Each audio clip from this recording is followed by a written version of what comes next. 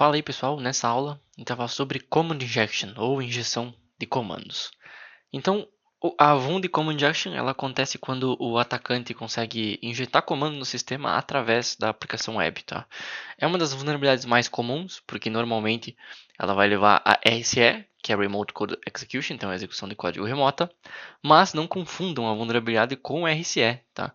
O RCE tu alcança através do Command Injection, então é um possível impacto do Command Injection, assim como tu consegue alcançar RCE pela próxima vuln que a gente vai falar que é Arbitrary File Upload, tu consegue RCA através de SSTI, tu consegue RCA através de às vezes através da Screen Injection, dependendo das permissões do banco, da tecnologia do banco, e aí por diante, tá? Mas normalmente o Command Injection vai levar então a RCA porque justamente se trata, né, do fato de tu injetar comandos, então é meio lógico também. O impacto lá do Command Injection: execução arbitrária de comandos no sistema operacional, então esse é o mais clássico, e a partir dessa execução tu pode ler arquivos sensíveis, tu pode comprometer o servidor totalmente, dependendo dos privilégios que tu tem, escrita ou modificação de arquivos, às vezes aquele usuário está limitado a um diretório específico, a comandos específicos, mas através desses comandos tu consegue fazer uma escrita ou uma modificação através de, não sei, através de algum redirecionamento. E aqui persistência no sistema escalado de privilégios seria mais o pós, né, exploratório, que também pode ser feito aí através dessa vulnerabilidade, tá? Normalmente a gente vai encontrar Command Injection mais em funcionalidades, né, que a aplicação que a aplicação testa, por exemplo, a disponibilidade de um sistema interno, então através do comando ping, do comando traceroute, conversores de arquivo, né, programas que têm como feature a conversão de um arquivo, scripts de automação, então se aquela plataforma lida com scripts, talvez ela também pode estar vulnerável. E no geral, eu diria que onde a gente mais encontra é nas ferramentas que são de gerenciamento interno. Por exemplo, tu tem lá o software específico da TP-Link, né, não dizendo que a TP-Link está vulnerável, mas pegando um exemplo, tu tem lá o software da TP-Link que consegue gerenciar todos os seus dispositivos da TP-Link. Então, realmente essa máquina vai ter algumas features que envolvem execução de comando. Porque aí tu vai ter que conectar numa máquina através dessa plataforma de gerenciamento, tu vai conseguir mandar comandos muitas vezes. Então é a partir daí, né, normalmente nessas features é mais comum do que numa aplicação voltada a cliente que fica exposta para a internet. Né? Mas enfim, ela pode aparecer em ambos os casos. E aí, por último, como mitigar ela? Primeiro, nunca concatenar o input do usuário em comandos. Né? Se precisar passar o input do usuário em comandos, aí use algumas funções seguras para isso. Então, não concatene literalmente o input, misturando o input com o comando. Basicamente, é uma mitigação muito parecida com a do SQL Injection. Evitar chamadas ao sistema sempre que possível. Às vezes, não há necessidade de fazer uma chamada ao sistema, de chamar um terminal. Utilizar funções seguras, como a gente já falou então, porque tem algumas funções que são perigosas, que deixam o usuário, que concatenam o input com o usuário, e tem funções que são seguras, específicas e já barram, né, esse tipo de vulnerabilidade. Preferir API nativas em vez de comandos do sistema operacional. Por exemplo, tu vai escrever num arquivo, tu vai ler um arquivo, às vezes tu pode usar uma API nativa daquele sistema operacional em vez de rodar um comando para fazer essas operações, tá? E isso tende a ser mais seguro. E por último, né, não é uma mitigação da vulnerabilidade de fato, mas é uma mitigação do possível impacto que essa vuln traz, que é executar os processos com privilégios mínimos. Então, em vez de executar como root, executa como www-data, ou executa com algum usuário específico que tem um acesso extremamente limitado. Tá bom? Melhor criar um usuário específico para aquilo com acesso limitado do que o próprio www-data. Tá bom? Ou, enfim, se for no Windows, algum outro usuário. Então, basicamente, essa aí é a vulnerabilidade. Vamos lá para o Kali para a gente aprender na prática. Belezura, então, Common Injection e bora dar uma olhadinha. Aqui, então, essa feature é basicamente para testar a conectividade de um host. Então, vamos testar aqui, vamos testar a conectividade dessa aplicação com o nosso IP. Né? O nosso IP, no caso, não é esse. Né? O nosso IP é 192.168.1.125. No seu caso, pode ser diferente, obviamente. E a gente clica aqui em ping e a gente recebe o retorno do comando. Então, tá pingando, tá certo? Esse é o uso da feature, basicamente. Então, poderia ser uma feature de um sistema interno que está testando a conectividade dos sistemas, né? Dos servidores, das machines, das workstations que estão dentro daquela máquina. Beleza. Provavelmente, como a gente vê aqui, isso é um output comum de Linux, né?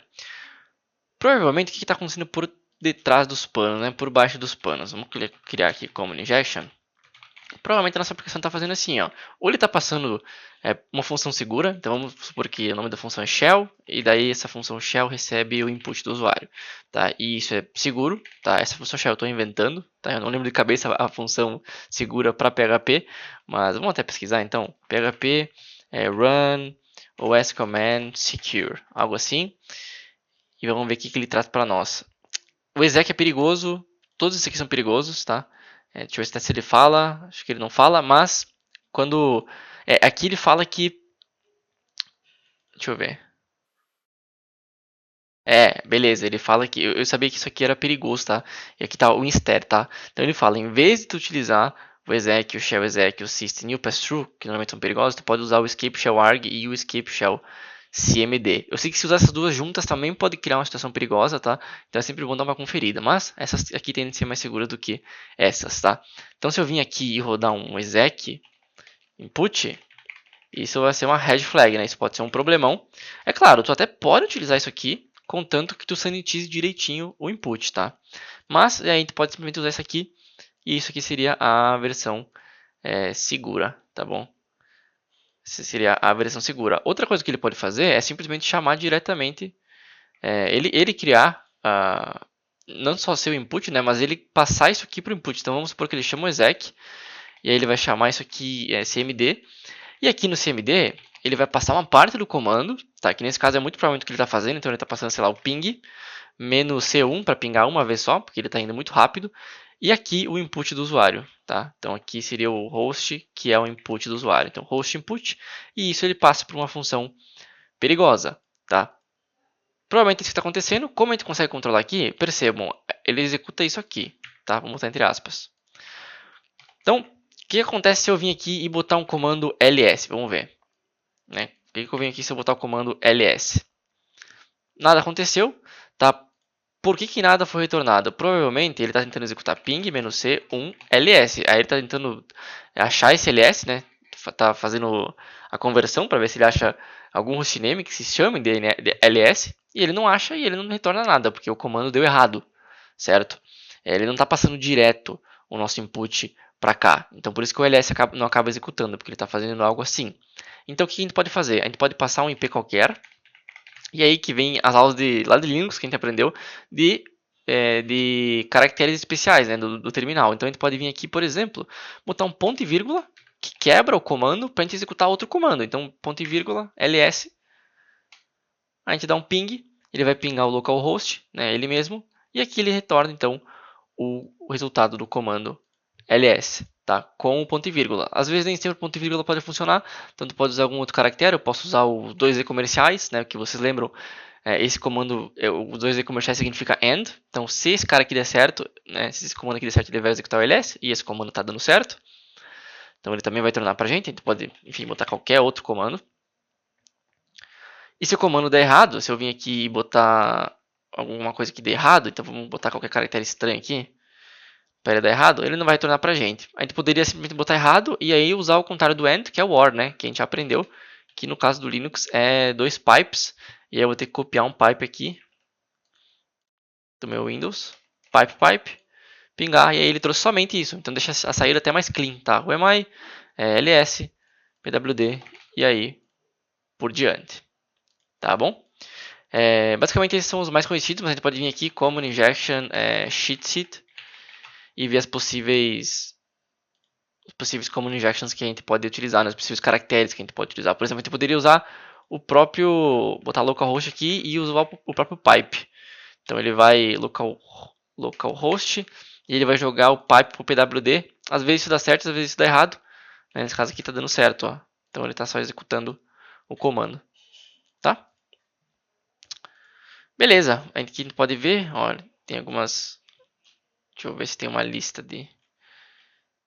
Ó, isso aqui é quando tu utiliza quando tu não pode. Ó, aqui, ó, ponto e vírgula, and, or. Isso aqui ele vai executar no background, né? Isso aqui ele vai dar o pipe. Ele mostrou uma técnica aqui também que eu já vi num CTF, que é às vezes tu não pode usar espaço, porque isso está quebrando o comando, aí tu pode usar o IFS, tá? Isso aqui representa um espaço. Então aqui, ó, se tu precisa fazer um bypass, tu não pode utilizar o espaço, né? E tu precisa utilizar um espaço normalmente para executar um comando, por exemplo, dar um cat em um arquivo, tu pode usar isso aqui, porque isso aqui é interpretado como um espaço. Tá? É uma variável especial no shell que é interpretada como espaço, tá bom? Aqui outros bypasses e aí por diante, ó, filtrando caracteres, com single quote, com double quote, com backsticks, tá? Que a gente já viu isso, né? que o backsticks ele vai executar comando. Cadê o backsticks aqui? Aqui ele vai executar comando, né? Ele executa comando ou assim também. Então essas seriam possibilidades também, tá bom? E aí também, além do Common Injection tradicional assim, tem o Blind Common Injection, né? Então aqui ele não vai mostrar o output. Então se eu vim aqui e dar ele fala, ó, um teste, ele fala que executou o comando, mas nenhum output é disponível. A trick mais comum é dar um sleep, tá? Dar um sleep no sistema, ele vai dormir, tá? Então a gente dá um sleep aí de uns 4 segundos para saber se está vulnerável. E nesse caso, ele está indo muito rápido, né? Por quê? Porque não tem parênteses, né, no Linux.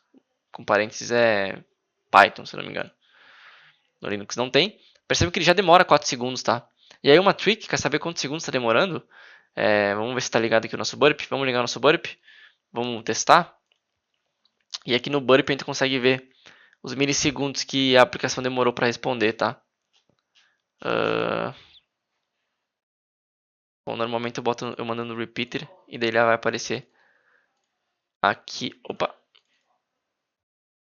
Aqui no cantinho, ó, demorou 5 segundos nesse caso. Claro, né? 4 segundos do sleep, mais um segundinho para executar provavelmente o primeiro comando. Então se eu vir aqui e botar 2, provavelmente ele vai demorar uns 3 segundinhos mais ou menos. Beleza? Então tá confirmado aí. E daí, beleza, eu quero não só dar sleep, né? Vamos fechar isso aqui. Eu quero não só dar sleep, mas eu quero extrair uma informação, né? Claro, eu posso simplesmente vir aqui, pessoal, e botar, sei lá, echo, oi, e jogar isso, por exemplo, por dentro do www.data, tá? Que normalmente é o diretório padrão. Então, var www.html teste.txt. E aí eu já vejo se ele está executando e eu consigo ver também a saída desse resultado. Por quê? Aí eu posso vir aqui.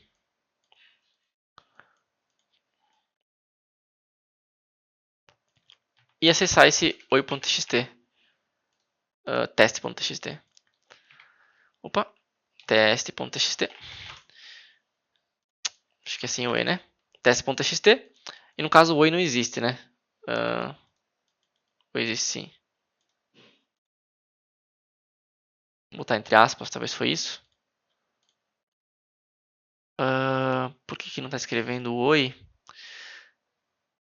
Bom, pessoal, acabei de descobrir por que o oi não está sendo escrito, tá? Num cenário normal ele escreveria, tá? Por exemplo, vamos voltar lá para o Common Injection, tá? E vamos escrever teste, tá? Por Common Injection comum, tá? E vamos dar o ping aqui. E aí, bom, ele não trazia um output. Vamos ver se a gente consegue acessar o teste aqui, tá? Teste.txt, tá? Normal, funcionaria normal. No caso só de criar o arquivo teste.txt antes já era uma prova também que ele executou, tá? E eu acabei descobrindo um negócio muito legal, por isso que essa é a parte legal de dar aula, a gente vai aprendendo junto, tá? Eu nunca tinha reparado que isso poderia acontecer, tá? Nesse caso aqui eu estou mexendo no próprio Ubuntu, até cheguei a trocar de máquina aqui. Vamos voltar para o Kali.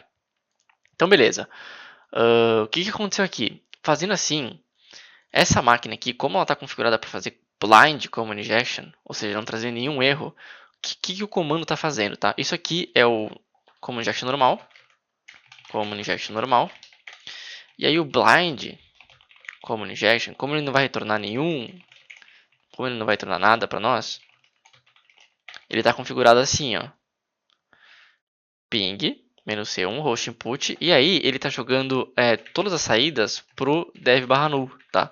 Tanto a saída de erro, tanto a saída de sucesso, tá? O stdout no geral, beleza? E é assim que ele faz, né? Normalmente a gente usa só isso aqui para jogar a saída de erro, e é assim que a gente joga a saída de erro e a saída normal do comando, qualquer output do comando, basicamente, né? Qualquer stdout. E aí, a partir do momento que a gente coloca esse comando aqui, bom, vamos copiar aqui, né? O que está acontecendo? Está jogando aqui o input aqui dentro, está jogando o input aqui nesse lugar aqui, né? E aí, beleza, quebrou aqui, e aí tem um redirecionamento que está sendo barrado por esse redirecionamento, entendeu? Então esse redirecionamento aqui que anula a saída de erro, basicamente, que esconde a saída de erro, que joga pro dev/null a saída de erro, basicamente anula esse cara aqui, então ele não está jogando nada pro teste .txt, tá? E qual que é o contorno? O contorno é basicamente usar, vamos vir aqui, O contorno é a gente usar... Meu Deus, tá difícil. Deixa eu até copiar o pipe aqui. Mas por que não tá indo pro lado aqui? Vamos, rapaz. Bom, vamos escrever tudo. Que travou legal aqui. Vamos escrever de novo que não sei porque tá difícil escrever. Então, ponto e vírgula, echo. Aí o contorno é usar esse cara aqui, ó. Pipe T, tá? O que é o comando T? Vamos abrir aqui um Kali. Vamos criar mkdir common injection. cd common injection. Tá, vamos puxar esse cara. Isso aqui é um redirecionamento normal, né? Beleza. Oi.txt, né? Teste.txt. Echo oi, ele vai escrever no teste.txt, tá? Se a gente usar o T,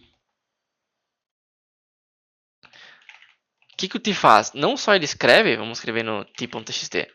Não só ele escreve no t.txt, mas como ele também joga no terminal, tá? A saída dele, tá? Então é basicamente isso que esse comando faz, mas o que ele faz? Ele basicamente escreve, tá? Não usando um redirecionamento. E usando o pipe, aí sim o redirecionamento principal, que é esse cara aqui, ele não sobrescreve, ele não anula, né, a nossa tentativa de escrita. Então a gente pode vir simplesmente aqui, botar o pipe aqui, deixa eu copiar de novo o pipe T. E aí fazendo assim, esse redirecionamento não anula esse pipe que está jogando, né, o conteúdo oi dentro do teste.txt. E é assim que a gente escreve nele, tá? Isso é só um detalhe que eu aprendi agora, muito legal, que eu estou passando para vocês, tá? Então eu poderia botar um oi maiúsculo aqui, só para ver se ele vai escrever de fato. E eu dou um F5 aqui, escreveu o oi maiúsculo, tá? Mas no final das contas, nem era isso que eu queria mostrar para vocês, né? Só o fato de escrever o teste.txt já funciona, mas a gente quer não só escrever um echo oi, a gente quer escrever o conteúdo de comandos, tá? E como é que a gente pode escrever conteúdo de comandos? A gente pode simplesmente dar um comando e jogar isso, né? Pro cara, dá um F5 aqui, o whoami é um www-data. Beleza. Dá um ls, é o teste.txt, tá? E vamos supor que o nosso usuário não tem permissão de escrita, tá? A gente não quer escrever no teste.txt. Como é que a gente poderia fazer? A gente poderia extrair o dado através de HTTP, né? Então a gente pode subir aqui um servidor, por exemplo, e aí em vez de filtrar para o teste.txt, a gente pode vir simplesmente aqui dar um cur, basicão, provavelmente vai ter na máquina. Cur, o nosso IP, então que é o 92.168.125, barra, e aqui a gente coloca um comando. Só que não dá para botar o comando direto, né? Porque isso aqui ele vai entender como o diretório ls. A gente usa então aquele carinha lá que executa comando, né? E retorna pra gente o resultado do comando e aí substitui aqui na string do comando. Então a gente pode vir aqui e botar um whoami aqui, por exemplo. Vamos copiar isso para executar mais comandos. Whoami. E aí ele já vai mandar pra gente aqui e a gente percebe que ele tentou então puxar o diretório www-data, que é o resultado desse cara aqui, né? O problema é que isso é um pouco limitado, né? Se eu vir aqui e dar um ls, vamos ver como é que ele vai retornar pra gente. Deu um admin, que foi provavelmente o primeiro resultado do ls, mas só, né? Porque daí ele vai ter uma quebra de linhas e tudo mais, não vai funcionar direito. Então por isso que essa extração é um pouquinho limitada nesse sentido. A gente poderia usar um post, por exemplo, fazer um negocinho mais complexo, mas não vem ao caso aqui, tá bom? Então, basicamente é assim que a gente pode provar a execução de código remota através do Common Injection Blind. Show? Espero que você tenha entendido. A gente aprendeu algo legal, eu aprendi algo legal e novo nessa aula com o T. E espero que você tenha aprendido algo também. Vejo vocês na próxima.